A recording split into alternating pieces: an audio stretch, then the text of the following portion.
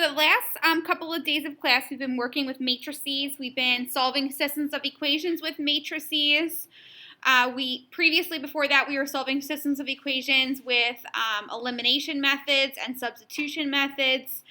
Now we're moving on to the last section in Chapter 4, which is bringing us back to a previous section. I feel like Chapter 4 kind of jumps around a little bit, but now we are going to be back in systems of linear inequalities. So if you remember previously in Section 4.1 or 4.2, we solved linear inequalities by graphing. The only way to solve these is by graphing.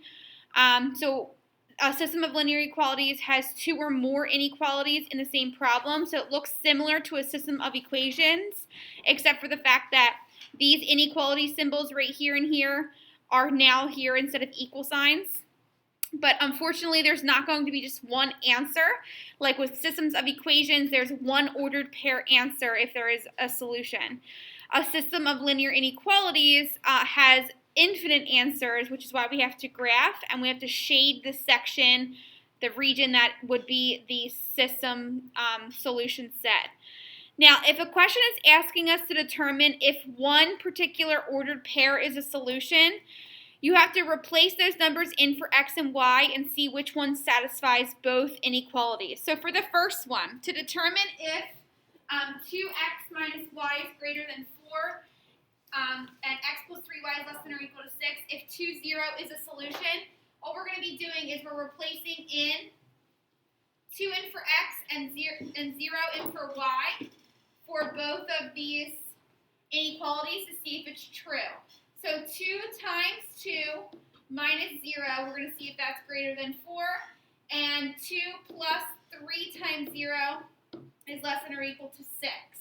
So then we solve these algebraically and see if this works out to be true. The first one, 2 times 2 is 4. 4 minus 0 is 4. So this ends up being on the left-hand side, this is all going to be 4. And I can already tell that this is not going to work because 4 is not greater than 4. So I can automatically say that 2, 0 is not a solution, but I can also simplify this other one to just verify that it doesn't work, or even if it does, it doesn't actually even matter because one of them doesn't work. 2 plus 3 times 0 is 0, 2 plus 0 is 2. Even though it is true that 2 is less than or equal to 6, because this one does not work, the answer to this is no. 2, 0 is not a solution. So both of them have to work in order for it to be a solution. For the second one, using the same inequalities, now I'm just going to use a different ordered pair. I'm going to replace in 4 for x. So it's going to be 2 times 4 minus, be careful, minus negative 2, and we're going to see if that's greater than 4. And then 4 plus 3 times negative 2, we're going to see if that's less than or equal to 6.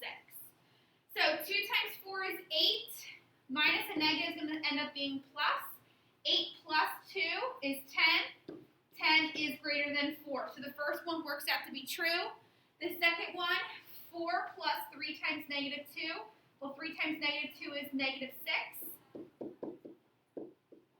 And 4 plus negative 6 is negative 2. Negative 2 is less than or equal to 6.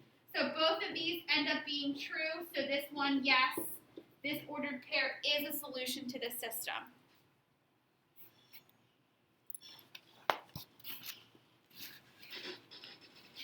So this is kind of similar to what we have done before. This is not really new. So why don't you guys try the next problem on your own. There's a different system of inequalities there. Please take those two ordered pairs below, replace them in for x and y, and see if these work out. I'll give you a couple minutes and then we'll go over them together.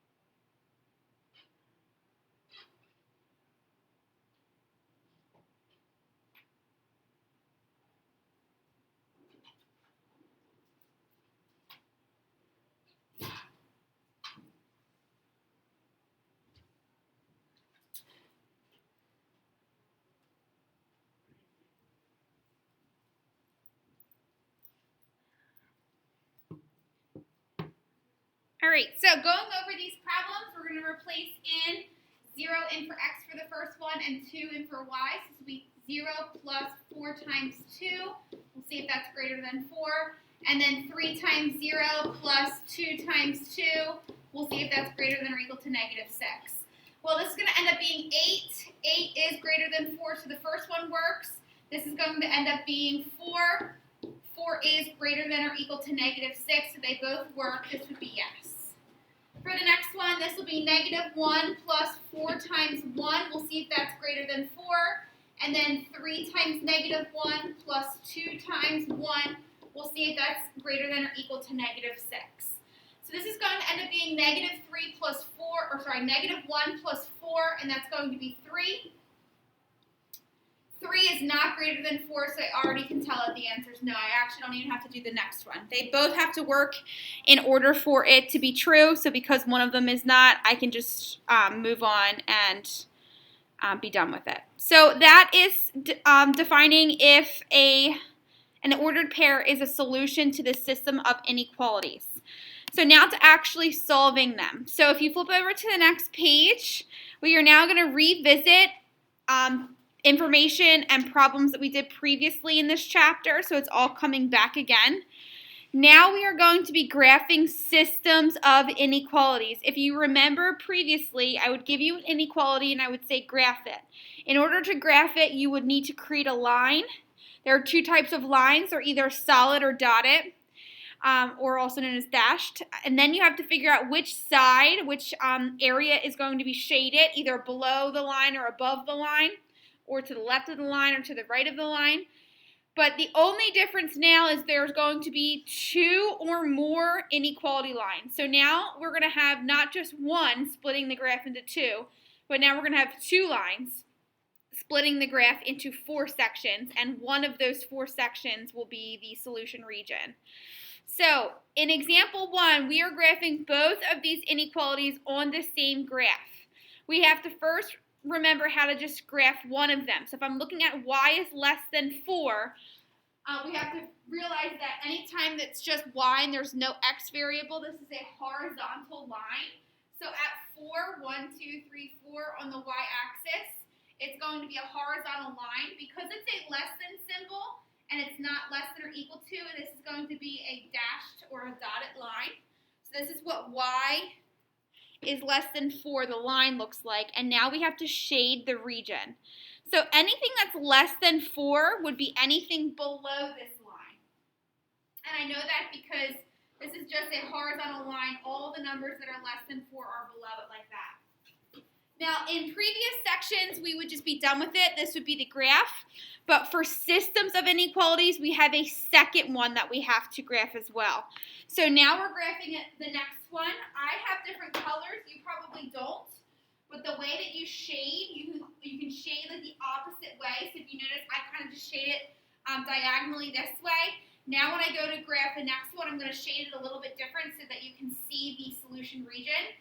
This next one is y is greater than 1, so I'm going to go to 1 on my y-axis. This is another dotted line because it's just greater than, it's not greater than or equal to. And anything that's greater than 1 would be anything above this line. So anything above the green dotted line would be the solution there. Now this looks completely like a mess. It's all over the place.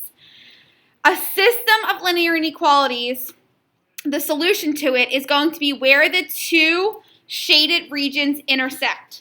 So if you look closely, the blue section is anything underneath this blue line. The green section is anything above the green line. And where do the shadings occur for both of them? Yes. It's hard to see at first, but if you look closely, in between the 2 lines is where the solutions are. So some of you might be able to do this without the whole shading part. For example, like some of you might be able to figure out where the region is without doing the whole thing. Technically, the solution would be between the 2 areas. So you don't need all of the shading to show me. You could just shade the solution region. But if it's hard for you to figure out that this is where the answer would be, then you're going to have shading everywhere, basically. You're going to have shading along the whole entire graph. And if that's the case, I just need to know that you know where it is. So you could like point to it and say like this is where the solution is, like that, because a lot of you're going to have shading all over the place. If I didn't just erase all of that, I'd have shading everywhere. So I need to know that the solution is here in between. So you could show me by pointing to it and writing on the outside like this is the solution. Or I've seen some people in the past put like a capital S in the solution region in bold to show me.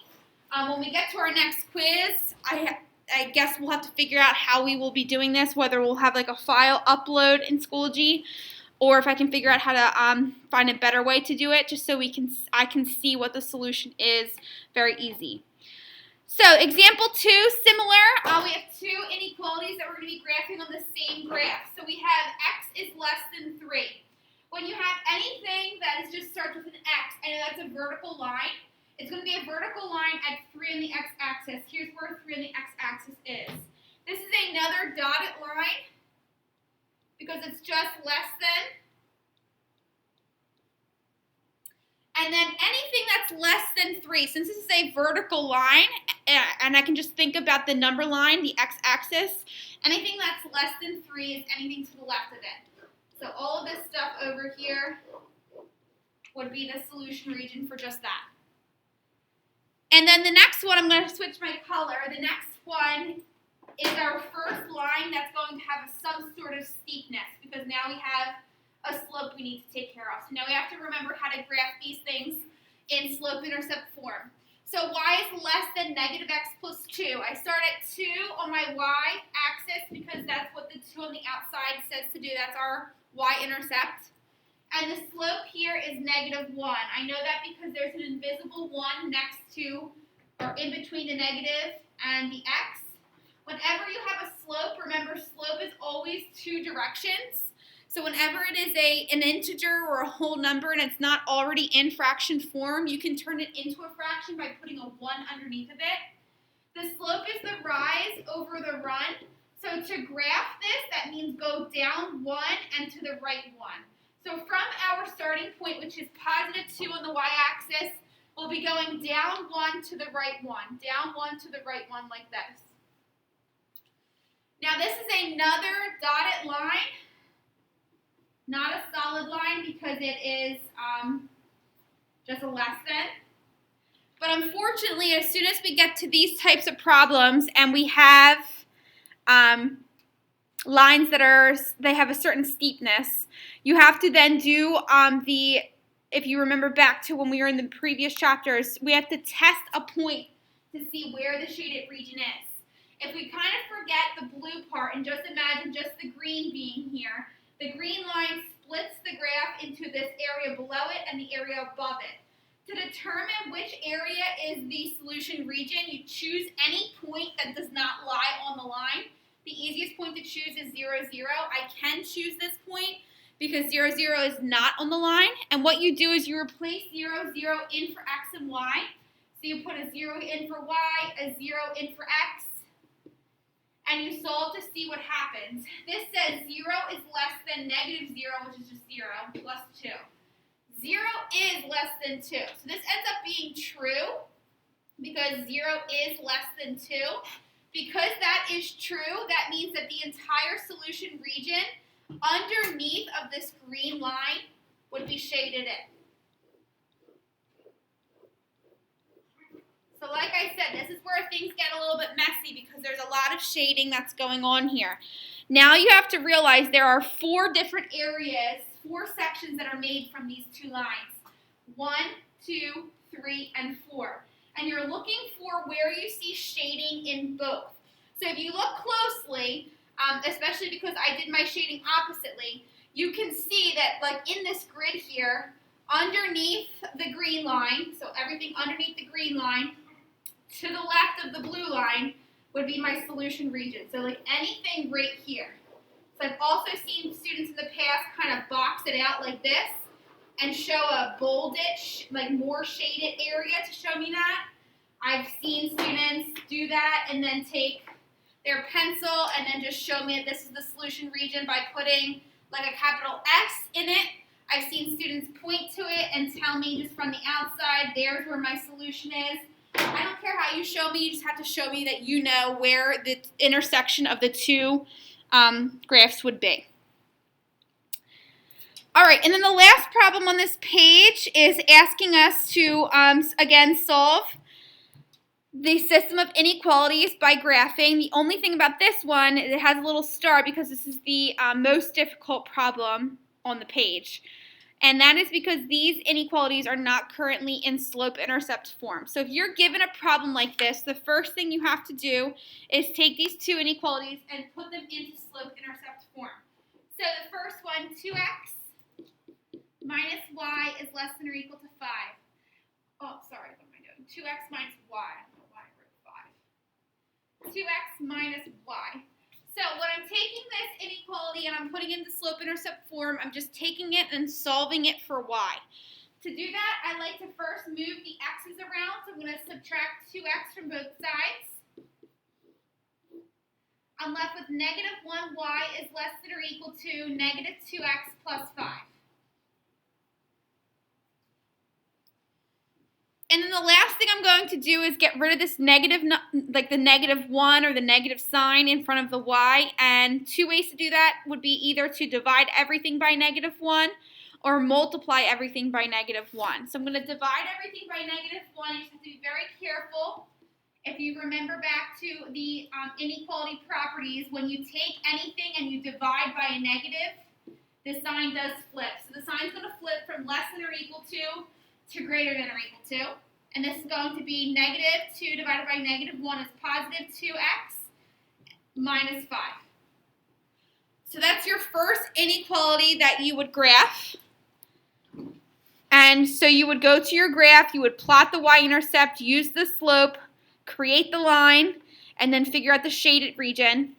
And then after you do that first one, then I would move on to the second one. Solve that for y, make your line, and then find the shaded region that's the intersection of both.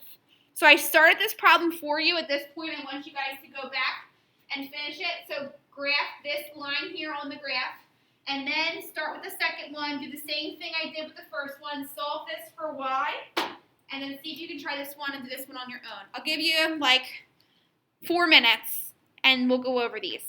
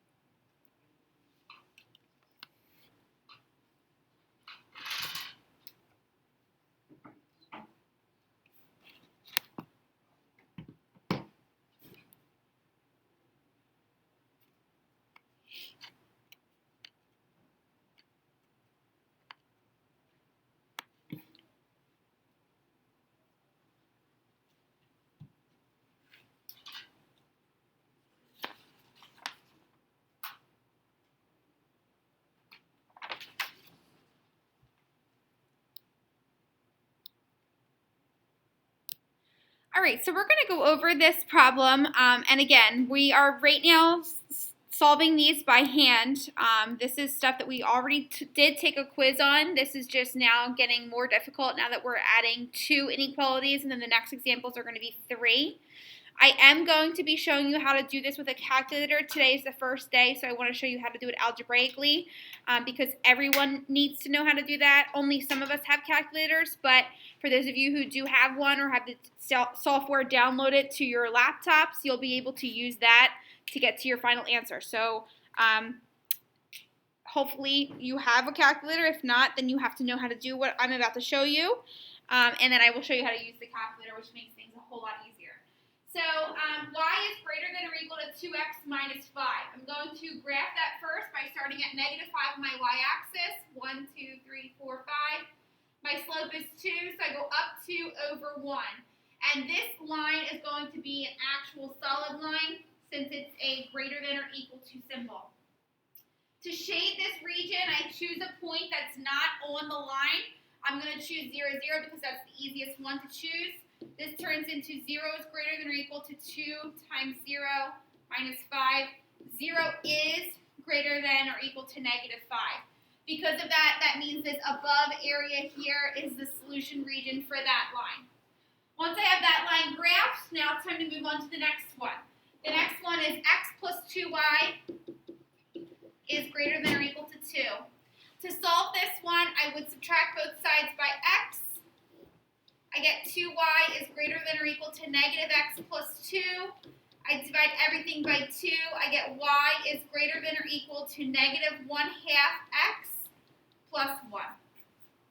So now I go to my graph, and I'm going to graph this line on the same exact coordinate plane. I start at positive 1 on my y-axis.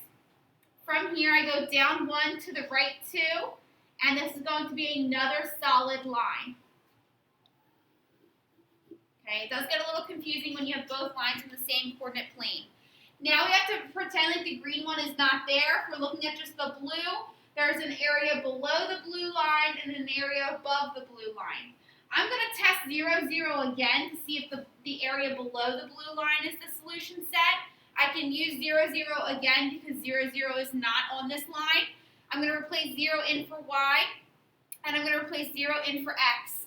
This will turn into 0 is greater than or equal to 1, and that is not true.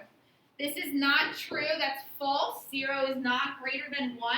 Because of that, that means this whole area below the line is not the solution set. That would then mean that the area above the line is. So if I'm shading in the above area, then this would look like that. So we can see all of the different areas that are shaded in. For the green line, it's anything above to the left of it.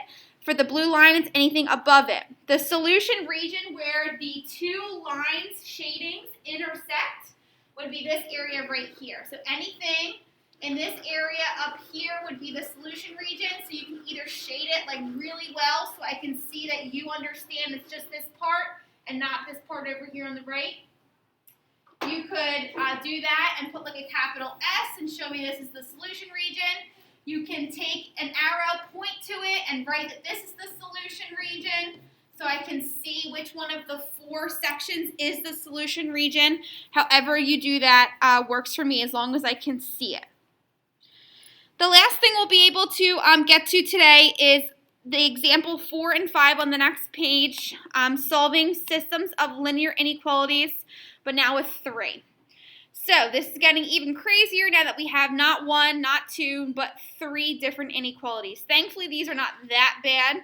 As soon as I see some that start with x and y, that makes me a little bit happier because it's not going to be like 3 separate lines I have to solve for. So the first one I have to solve for, it says x minus y is less than 2. To graph this thing, I would put this into slope-intercept form by subtracting x from both sides. I get negative y is less than negative x plus 2. And then to convert this, I have to divide everything by negative 1, which is then going to change some things. It's going to be positive y. When I divide by negative, the sign flips from a less than to a greater than. Negative 1x divided by negative 1 is a positive x. 2 divided by negative 1 is negative 2. So the first inequality when I solve this thing for y turns into y is greater than x minus 2. So to graph that, I would plot negative 2 on my y-axis, and then I would use my slope of 1 to get to one other point at least, and then I can make my line. So my line is going to be a dotted line. And then I have to find the shaded region for this line. So I can use 0, 0. If I use 0, 0, I'm testing the area above the line. I replace 0 in for y and for x, and I get a true statement. 0 is greater than negative 2, so anything above to the left of this line is the solution for that inequality. And then moving down the line, the next inequality I have to graph is x is greater than negative 2. Anything that starts with x is a vertical line. So at negative 2 on the x-axis, which is right here, I'm going to have a dotted line.